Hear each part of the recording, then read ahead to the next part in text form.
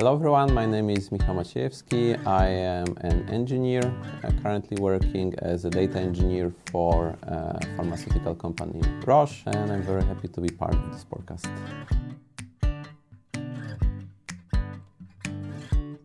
Okay, so hello. Hello.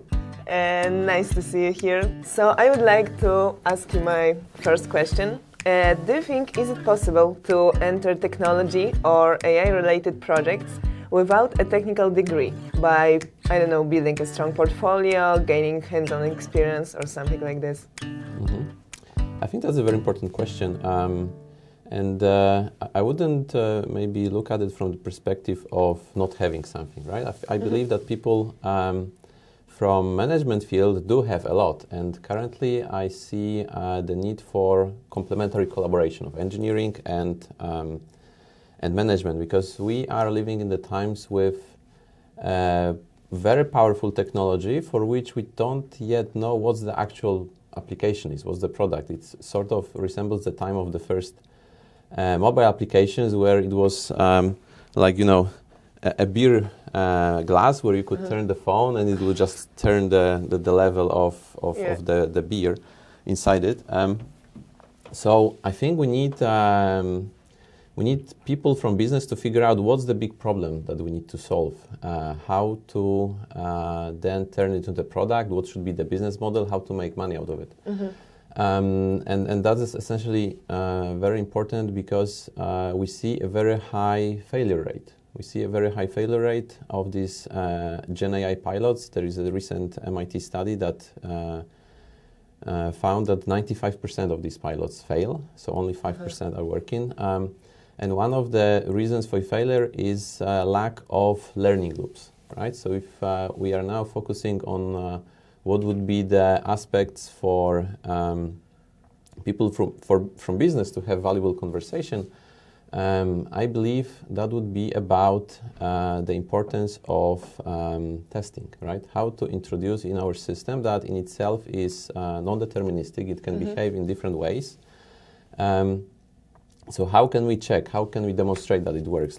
Because in the end, it is only as good as the test that we did. And to me, this is something that engineers do a lot, right? So we test things, we try things, we try and fail. That's the most advanced engineering method we've discovered so far. So having this mindset is also like a shield and a sword, right? It's a sword in a way to attack a problem, because we can decompose it into small things that we are testing, but also a sword for us, because if something doesn't work as expected, we can tell, okay, we don't have enough tests, we didn't check it enough. And if both sides have this mindset that we should learn, that we should improve, that would be good. Another thing that I would like to highlight for what would make a valuable collaboration between people from business and engineering is to have awareness of what AI is and what it's capable of, right? Because currently we are living in the times where Gen AI is overhyped, it can do anything, right? Yet we see this high failure rate, so that's a bit of a contradiction.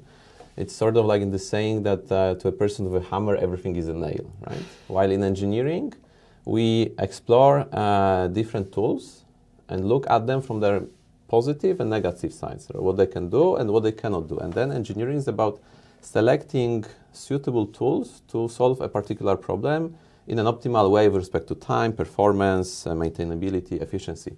Therefore, I would suggest for people from business to also explore this Gen AI field. Something that we did last semester here at Koźmiński University with reproduction of MIT study. We were evaluating, like students were evaluating what's the impact of small changes in the prompts on the quality of the output, right?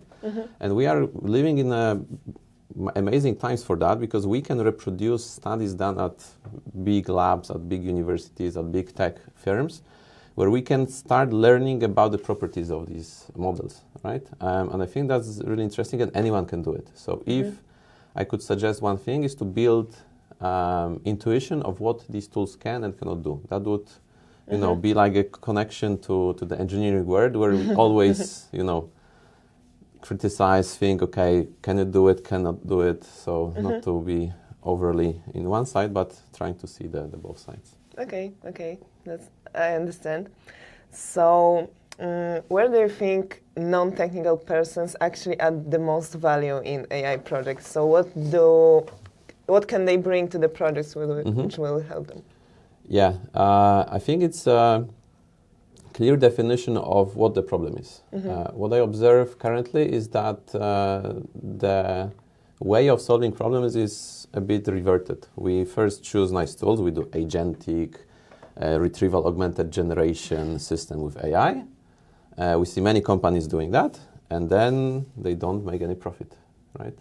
So I think really like at the core is to figure out what market needs or what market may need, predicting certain trends, defining the problem and focusing really on that, and then seeing, do we have enough data for that? Do we have enough guidance? Because these technologies are known to hallucinate, and one way of limiting that is to provide them with right data, with right guidance, and this comes from the business, from understanding of a particular domain we operate in.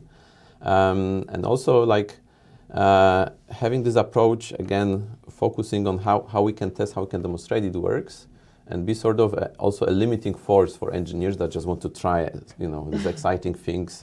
Some call it CV-driven development. So I would suggest to also like having this knowledge and awareness of things, also steer it and be able also to ask some difficult questions. Do we really need that? Because maybe not everything needs to be solved in that way, right? We have a range of working, well-established methods that could be used. And sometimes maybe a person should respond to a message, to a call, instead of a chatbot, right? So really trying to see where it adds value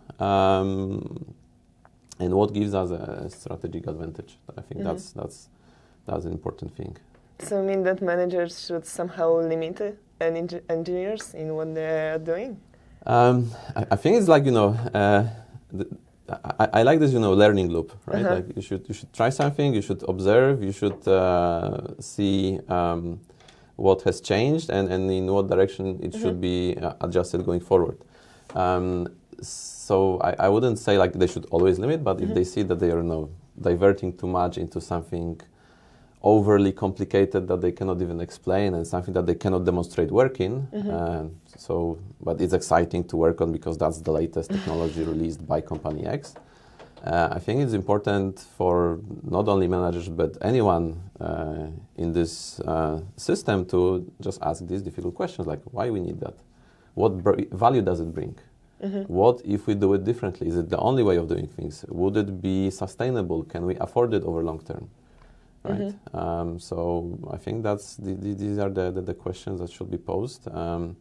Especially that at the end of the day, a company needs to be profitable, right? So, and engineers might not have this perspective.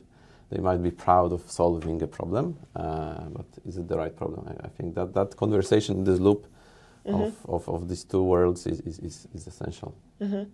Okay, and maybe when it comes to the students, for example, if you are graduating today with a non-technical degree, what would you start doing in the next, 90 days to stay relevant in a tech-driven economy? So what I would suggest, and also what worked for me to some extent, is to embrace this lifelong learning mindset. And as you mentioned, technology, I think there is an interesting analogy of letters representing our skills. And this actually reminds me of a conversation I had here with Rafał Jednoruk about the lifetime of a skill. And over a coffee here at Koźmiński University, we came to a conclusion that the validity of a skill shortens as we progress as humanity. And initially, we could depict a person's career with letter I, right? And this was like what I learned at school, what I learned at university was something that I would carry forward through my career until retirement. Yeah. And that was true, I believe, for our grandparents, great-grandparents, even parents to some extent. However, as you mentioned, technology, that has changed, and now we need to also be able to adapt to new situations, to new conditions, because the world is changing, right? We have internet coming up, World Wide Web now, artificial intelligence. So another analogy is to be a T-shaped person when we have also horizontal bar depicting transferable skills that we can apply in different conditions. And this is communication, negotiation, analytical thinking, critical thinking. So not essentially things that we learned at school as our major, but additional capabilities that allow us to adjust in different situations. Like I studied control and robotics, then I work at a physics lab, now I'm in a pharmaceutical company, right? And this requires me to always adjust to get the new context, but also build on certain transferable skills. And now as we enter the AI era, I would say we are living in times of P-shaped person, because to that T we can also see this additional leg that is in the small letter pi, where we have this AI entering our lives, whether we like it or not, and something that we need to get up to speed with, right? So I believe it's important to acquire this understanding of what it can do, what it cannot do, what are the opportunities, what are the limitations. And for that, one essential skill is critical thinking, right? Because we need to be able to look at the output of this model, whatever that is. This reminds me a senior physicist with whom I work at CERN, who said, like, whenever I get a number from the computer, I don't trust it. I need to convince myself that this number is right. And that was, dozens of years ago, before AI even became a thing. Now, as it can generate output for us, and it is doing that in a very convincing way, we need to be even more careful, right? And that's one important aspect. There are studies showing that our experience in a particular field determines how critical we are with respect to the output of AI. A challenging thing with critical thinking is, like, actually you can't really teach that. I know there are classes also here at university, but they are more, I believe, focused on limitations of our thinking, what are the thinking traps. But to really think critically, you cannot teach that, because if you teach that, it's not your thinking, it's something that was poured into your brain. But there are two important conditions for developing critical thinking, which is one, being part of diverse communities, where we can be exposed to differing views, when we can examine our perspectives, our thinking. Then that needs to be complemented with a physical safety, right? Because it might be difficult. We might get into, heated conversations. And so that is an important aspect, to be able to develop that, to critique one another, to exchange opinions. And I believe universities are that. On the contrary, we are living in the times where societies are more and more polarized, when we are defining ourselves but being against something, which is very dangerous. On top of that, there are social media platforms which are reinforcing that. That's their phenomenon. Like when you are living in a block of flats, and there is like 100 flats in that, there is hardly ever situation that we will have nice neighbors. Like one is having a dog, a cat, is loud, is coming back late, is having parties, is doing whatever. While the algorithms in social medias are very powerful, are creating bubbles of people with similar thinking, which also leads to make over time the circles radicalize, right? We see these movements towards far left, far right, far whatever, and that's very dangerous, because that is limiting the overlap and opportunity for conversation between two sides of the particular discourse. And AI is even worsening that, because there is this, or generative AI, there is this phenomenon on psychopathy, right? Like it would always try to please you. It will, if you say something wrong, or you tell that the output is wrong, it will, oh, I'm sorry, yes, you're right. I mean, this is not the way, right? So with all that being said, I think that the critical thinking, critical evaluation is essential in the learning and development over time, as a core skill that would allow us to distinguish what's right from what's not. So do you think that learning these soft skills, like you mentioned, communicating, critical thinking and so on, is even more important than becoming a technical person? No, I think I'm not able to give clear-cut answers.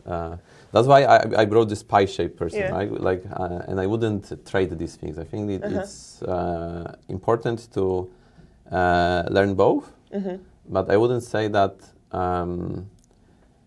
not being non-technical doesn't allow me to work in technical world. Yeah. I think especially now when we use more and more of language to solve our problems, we need people trained in linguistics, in ethics, in philosophy, right? Because these things start to surface as we allow these systems to operate with what is essentially called the free text, like the input can be whatever. How we can make sure that these systems do not reinforce certain negative biases that operate in a society. How we can ensure that it will not tell harmful things. It will not generate harmful content, right?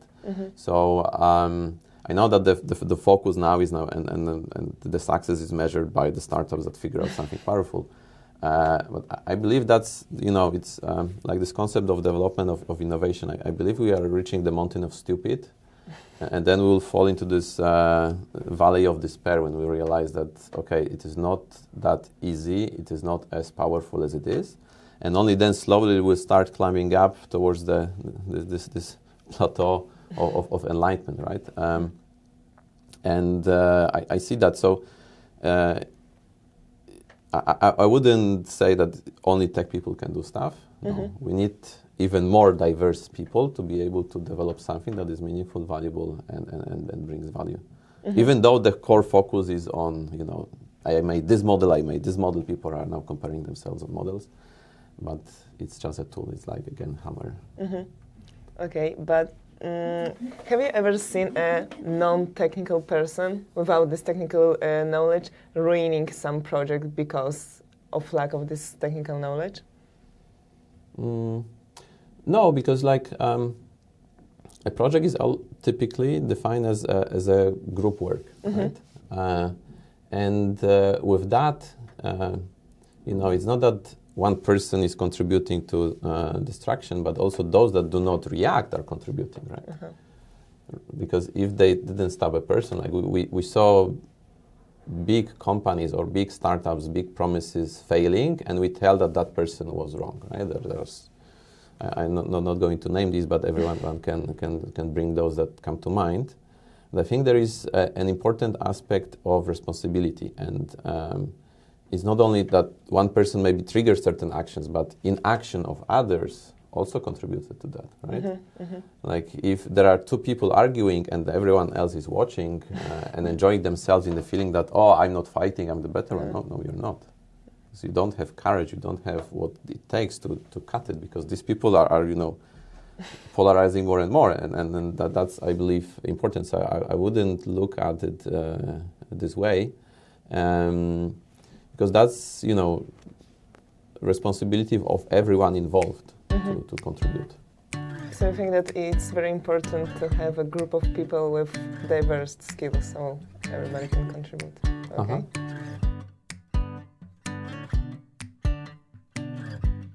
So Michał, I'm really interested about knowing your career journey and what made you come here today. It's been rather long already. I originally come from Zürich, which is on the south of Poland. And then I moved to Łódź to study automatic control and robotics at Łódź University of Technology. It was 2008, and at the time, the Large Hadron Collider was started for the first time, and I had this, dream of going there and work one day. I didn't know what it takes to go there, but I thought, why not having a dream, which was helping me in difficult moments while studying. And then on the 5th year, I decided to apply. I was rejected. I tried 2 other companies with whom I had some projects done during studying, and I was rejected too. But then I kept trying, and eventually on the 2nd attempt I was accepted at CERN, where I was able to not only do my master thesis but also a PhD, first postdoc followed by a postdoc at ETH Zürich. And then I also wanted to explore more the world of business, of the private sector, and transition from academia or research to industry, and then found a very nice opportunity at Roche, where I'm currently working. And this journey taught me that no means next opportunity, and fail is first attempt in learning. And the power of some random situations, and it's only about us to give them a chance. That's how actually I ended up being here, because I met Monica at Women in Tech conference last June, and we had, one random conversation out of 100 that we probably have during the conference day. But it was then followed by some exchange on LinkedIn, a video meeting, and then an email from Rafał, a colleague of Monica, whether we would like to contribute to Idea Lab. And it's really amazing how far you can get with just people that would want to collaborate, that want to do something valuable, and maybe look for solutions instead of excuses, right? Because in our busy lives, it's so easy to hide behind some very good excuses. So I'm grateful for that, and I'm happy to be part of this educational journey. That is really beautiful. So in your previous conversation, you mentioned that there's a lot of hype around generative AI, and I know that being an AI student. So from your experience, what would you say is like the realistic benefits and limitations of Gen AI?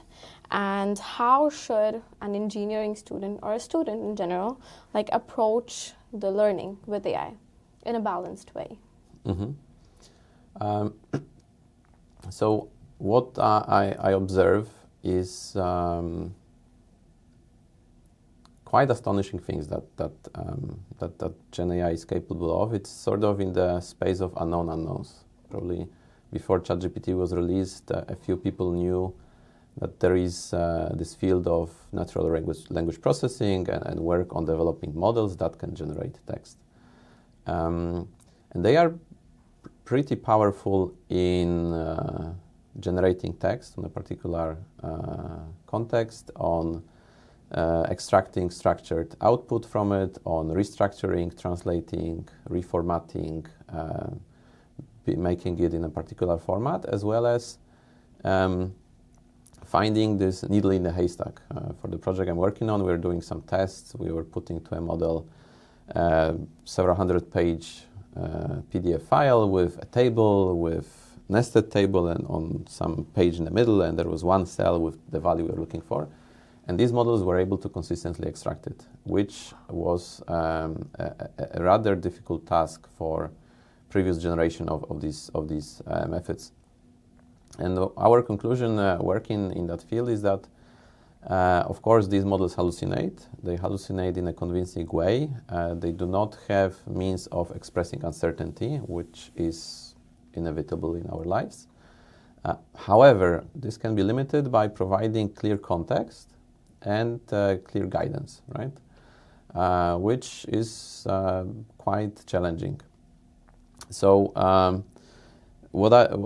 speaking about this hype, what is seen in this space is that we have large language models that have their limitation of hallucinating if the question or the prompt comes out of the training set, which then should be fixed by retrieval augmented generation, which means finding this right context. And one idea is to use vector embedding. Mm-hmm. And a few months ago, it was found out that just vanilla vector embedding has theoretical limitations, so it cannot really work. There are some ideas on how to improve the quality of this output. And then one step forward is agentic AI, which is in a way large language models closed in a loop executing certain prescribed process.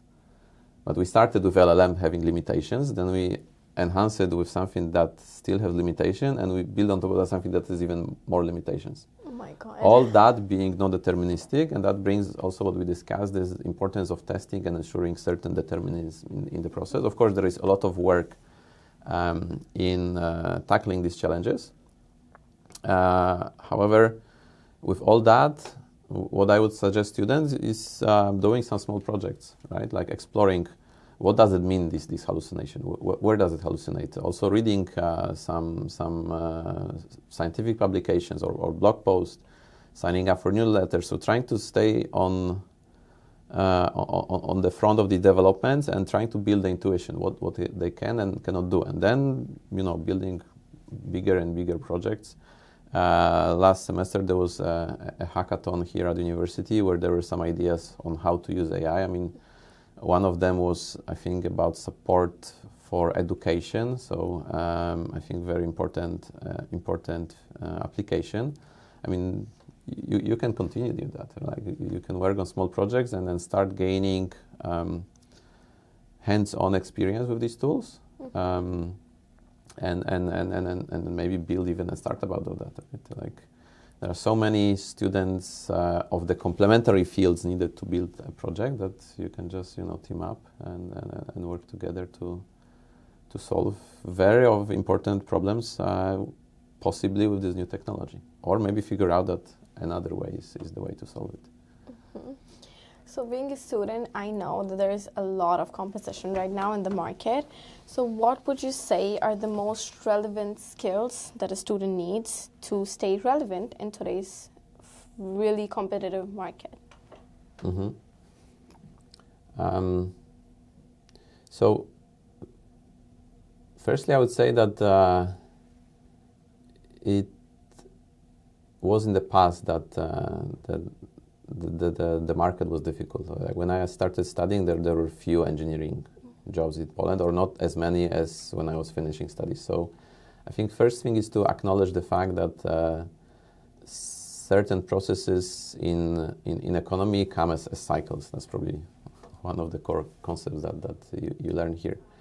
And that's one thing. So if there is higher competition, it doesn't mean that it is constant, right? That this will stay like that. Of course, one should do something about it to stay in the steering position. And one thing I would suggest is to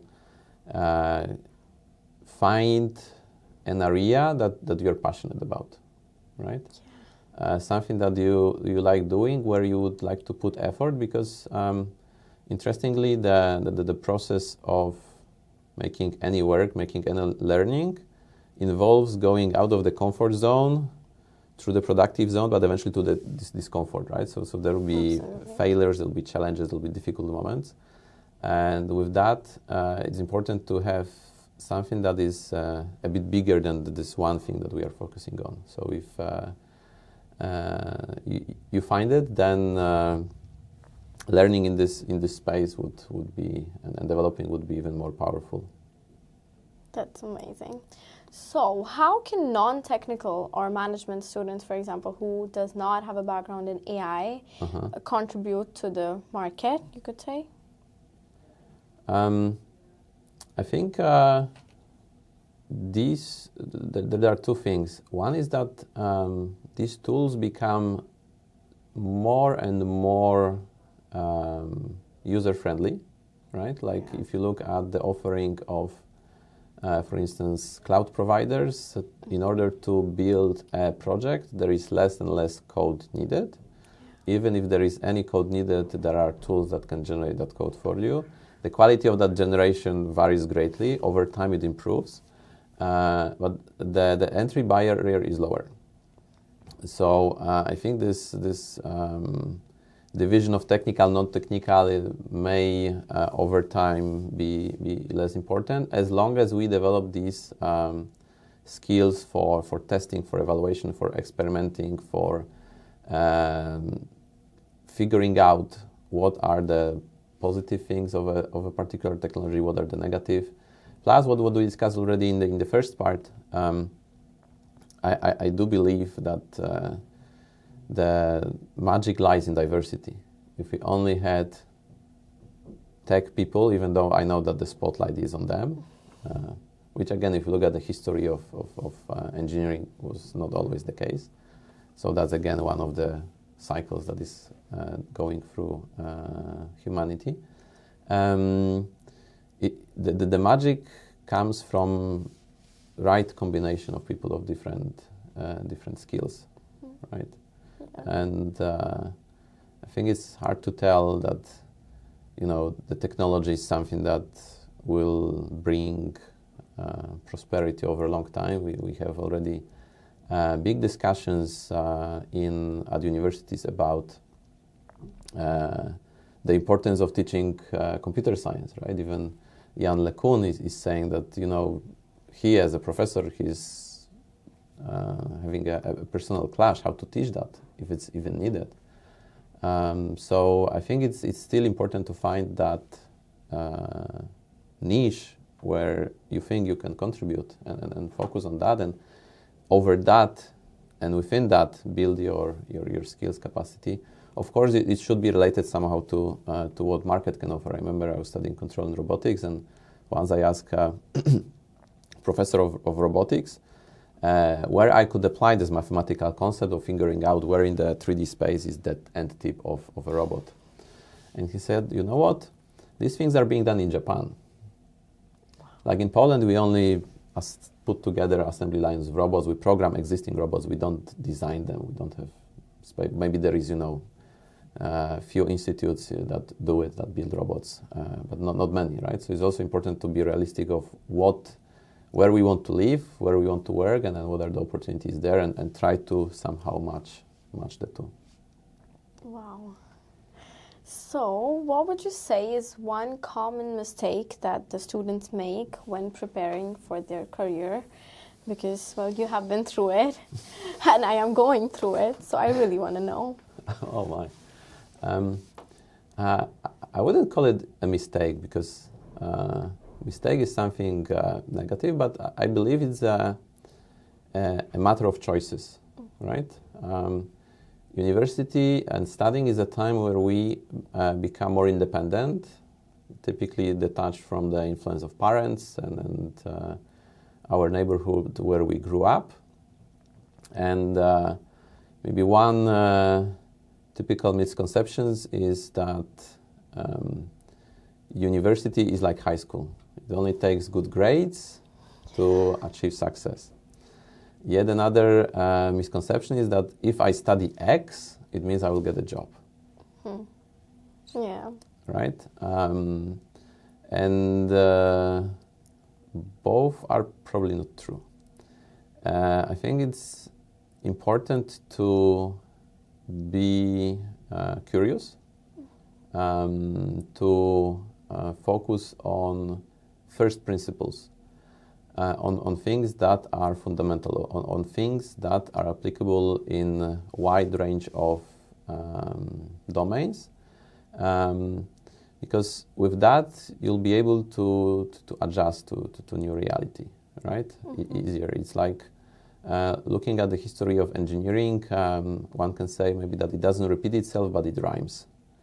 Agentic systems were a thing thousands of years ago, right? People are thinking like even conversational agents were a thing.